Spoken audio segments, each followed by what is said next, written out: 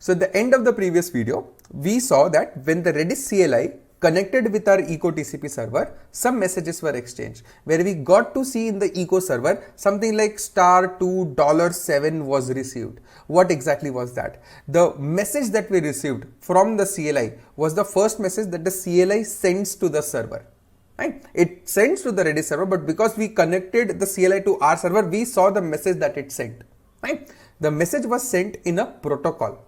And this protocol is nothing but a way through which we would be sending the data and the server would be understanding it. So here the Redis server understands Redis serialization protocol, which dictates how different data types, how different information would be exchanged between the client and the server. Right? Redis or RESP supports common data types like integer, strings and arrays. You don't need anything then because Redis is an extremely simple database. So it does not have very fancy features. Right? Okay, now I'll give a simple example. Let's say we want to put a key in the Redis. What do we type? We type put space K space V. Right? We type this exact same thing and your Redis server understands that we have to put the key K and corresponding to that the value V. Okay, so when we would want to do this, so what Redis CLI, you type this in Redis CLI, what it sends to the server, it basically sends to the server an array of strings that contains put, K and V, such that this information right now on the screen, it looks like a JSON or a list of string. Right? But when you are sending it over the network, what way are you serializing it to send it over the network depends. With RESP, you encode it in a way that your Redis server is extremely efficient to understand and process. Okay.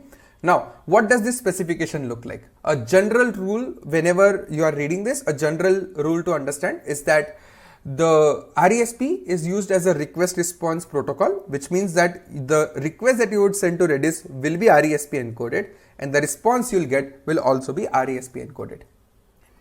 Every data type, like because it is supporting multiple data types like int, string, array, every data type starts with a special character and the data ends with CRLF, which is basically your carriage return line feed. /r/n is through which your data ends. This is a general rule. Now we'll go into each of the types that Redis supports and see how it is encoded and transmitted. So we'll start with the first one, simple string. We all would have tried that when we connect our CLI to the Redis server, with the first command we send is ping and in response we get pong. Right? So here the first data type we'll see is called simple string. So simple string starts with a plus because it has to start with a special character. Starting with plus implies that it is a simple string. It is followed by the string that we would want to send. For example, if you would want to send pong, we would write plus PONG followed by CRLF, which is /r/n. So when you send this data over the network to your Redis server, or rather, let me take another example. If we send ping instead of pong, if we send plus PING /r/n to the Redis server, the Redis server would understand ki, hey, I received, because the message is starting from plus, hey, I received a simple string, and it will read until it gets a /r/n. It read till that, and while reading it, it got PING. So then it would interpret that, hey, now I received a simple string from my client, and it says ping. Now it would do whatever the business logic is written, it would return pong in the similarly encoded fashion. These simple strings are extremely efficient because it has very low memory overhead, because if you would want to send a 4-character ping /pong, something like that, the extra overhead you get, you are adding a plus and a /r and a /n. So just n plus 3 bytes that you require to do that. So that's why for simple requests and simple responses, simple strings are used, and that's why the name simple strings. Okay, the second data type that we see are integers. Now integers in Redis starts with a colon, right? So for example, if I would want to send 1729 RESP encoded to the Redis server, I would do my integer starts with a colon followed by the integer and then your CRLF. Right? So if I want to send 1729, it would look colon 1729 /r/n. This way, when this goes to Redis, it sees, hey, it starts with a colon. If it starts with a colon, which means it has to be an integer. It will be a 64-bit integer. So whatever I get, whatever digits I get up until /r, I can interpret safely as an integer. This is RESP encoding for integers. The third type is very important. It's called bulk strings. Right? So bulk strings are strings which are binary safe. We'll just in a couple of minutes we'll take a look at what bulk string is and why it is binary safe. But let's understand the specification for bulk string. Bulk string starts with a $, followed by the number of bytes that we would send. For example, if I'm sending Pong, so then my string starts with a $, then 4, because Pong contains 4 bytes, P-O-N-G. So $4 followed by CRLF, which means $4/r/n. Then the actual string, so P-O-N-G, that I'll send, and then followed by CRLF /r/n. This is the specification. Now this you'll say, array, we just sent simple string, it was just n+3 because just so only slight overhead. Here you are adding so much of stuff. Why? Because the key highlight of bulk string is it is binary safe. So with simple string, you could not have sent a /r character within the string itself. Because let's say if your string itself contains the byte /r, then while parsing the simple string, you would be stopping at that point unnecessarily, although you are yet to read a lot of other data. That's why your strings are not binary safe. So here what we are doing is, because of this bulk string, we are specifying the length of the string in bytes at the first part itself. We exactly know how many bytes to read. Irrespective if it contains /r/n, no matter what, it would read till that point, and then you will get /r/n as the end of the string. This is why it is binary safe. Right? That's an extremely important point, because now what would happen is, this means that we can store and send any binary information. Any binary. For example, you can even store a PNG image in Redis, although you should not, but if you want to, you can, because an image data can contain any type of bytes. It can also contain null character. In normal languages, you might see null as an end of string or as an end of input, or you might see /r as an end of command, as we just saw. But because you have to be binary safe, you have to prefix it with the length that you gonna read, so that you read those many bytes and basically process it however you want. This is why binary strings are important. This is why bulk strings has its own significance. Okay, some specific example. So let's say if I want to represent empty string. An empty string is what? A string with 0 length. So I can write $0/r/n/r/n. Classic, because what was our protocol for bulk string was $, followed by the length, which is 0, followed by /r/n, followed by the data, because it's an empty string, there is no data at all, ending with /r/n. So this is a classic representation of an empty string. Now, if I want to represent a null value, a null string, right? So lack of data, if I want to represent that, it could be $, then -1 /r/n. So -1 is a special value that indicates lack of data or null, right? So it would interpret, so your client and your server can interpret. If you send $-1 /r/n, it would interpret it as a null value. Okay, time to look at next data type. The next data type is arrays.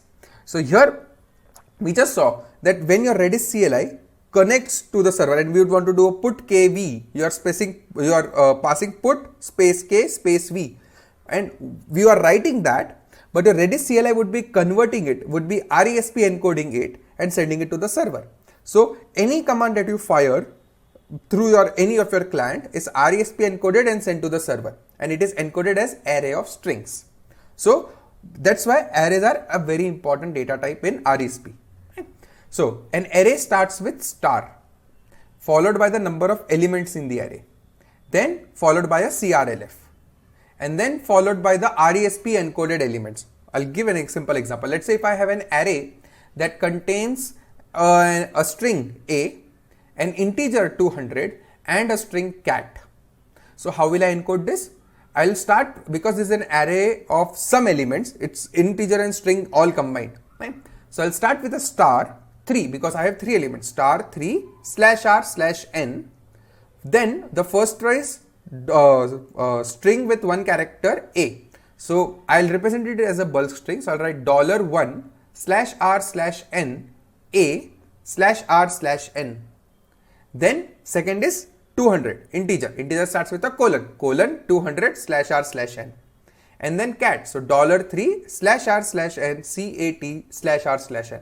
I've represented it one in each line. There is no extra new line that is put over here. It's one bit string. Right? So this is the beauty of how you can represent array with different data types as RESP encoded strings. This is the RESP encoded string that you would send over the network, and your server or your client would interpret it depending on what the data that you have sent. Right? Okay. The null arrays, if you would want to send null arrays, similar to how null strings are represented, you can type star -1/r/n. -1 is a special value that denotes null. And empty arrays, again, star 0/r/n, because you don't have any element, so you are terminating it with /r/n. So the protocol is very well followed, right? And this is how arrays are represented. Now here you can very clearly see, because an array can also contain an array. So an array within which an element itself is an RESP encoded array can also happen. So this is how you can create complex representation of data in Redis using RESP encoding. You can send and receive the data in RESP encoded forms. Right? So these are the four key data types: simple string, string, integer, and array. But what you also know, that you may sometimes fire a command that does not exist. So you get an error. So we need a way to represent errors. So error messages starts with a minus sign. Minus sign followed by the message followed by /r/n. So the starting with minus is important, because anything that starts with a minus implies error. So now if you are writing something on your own, you can send this to the server, and server would interpret it as an error, or the client would interpret it as an error. So if I'd want to encode key not found, what I'll do, it starts with minus KEY space NOT space FOUND/r/n. This is how you'll represent an error message. Right. Okay. Now some key highlights. Although we discussed 4 types and we also discussed how errors are represented. Now the key highlights of RESP. Like, why did they come up with their own protocol? Can't they have used JSON? JSONs are very bulky. You have to parse until you get a quote, and then read until you get another quote while escaping the quotes in case you would want to do that, then a colon, and then something. It's extremely complicated and inefficient. Redis wanted to keep it extremely simple. They wanted it to be human readable. This is indeed extremely human readable. They wanted it to be simple, because if it is simple, then it would have fewer bugs, because you can't have bugs with your something as simple as your serialization protocol. They wanted to keep it extremely simple, so they went with this format. They wanted it to be performant, as I just explained. While converting JSON to JSON to map or something or back, it's extremally complex. Complex as in it is extremely time consuming. You'd say, array Redis, we have JSON, we can just do stringify in the reverse way. But internally someone is doing the parsing for you, and that consumes CPU. Redis wanted it to be extremely lightweight, and which is where we see how RESP is extremely performant. It does not have a lot of mumbo jumbo. It keeps it extremely simple. It is performant, it is efficient, and it is extremely small. So no extra network overhead. The bare minimum data that it has to send, it sends, and just with slight extra bits here and there. Right? And the best part of this is RESP is prefixed length, which means that in most types that we see, bulk strings, arrays, the first thing that we know is the number of elements or the size that we are reading. This way, we exactly know how much to read. And this makes life so simple, because over the wire, the data that you are receiving is pure stream of bits. Given that you are just receiving stream of bits, you need to know how many bytes you are going to read, because reading is a blocking call. So that is why if you already know that, let's say if I want to read hello, or if I'm let's say if I'm getting the string, it starts with $, which means it's a string. I read till /r, I get 5 is the length. Then I'm making a call to read 5 bytes. I'll write HELLO. As soon as I got 5 bytes, then it would end with /r/n. I would definitely know that. So it makes it extremely simple. Number one, to allocate the buffer, that if I'm reading a string of length 5, I'll only allocate a buffer of length 5. So you can do memory optimization because of this. Because it is prefix length, you exactly know how much you would want to read. So no extra reading, no extra blocking on the network, and keeping it extremely simple. Now this prefix length also holds true for array, because the first thing that you do is it starts with a star and then the number of elements in the array. That's why having this prefix length, you'd see this in most databases out there, that they are always prefix length, because you exactly want to know how many bytes to read, how many things to expect. And this is what makes RESP extra special.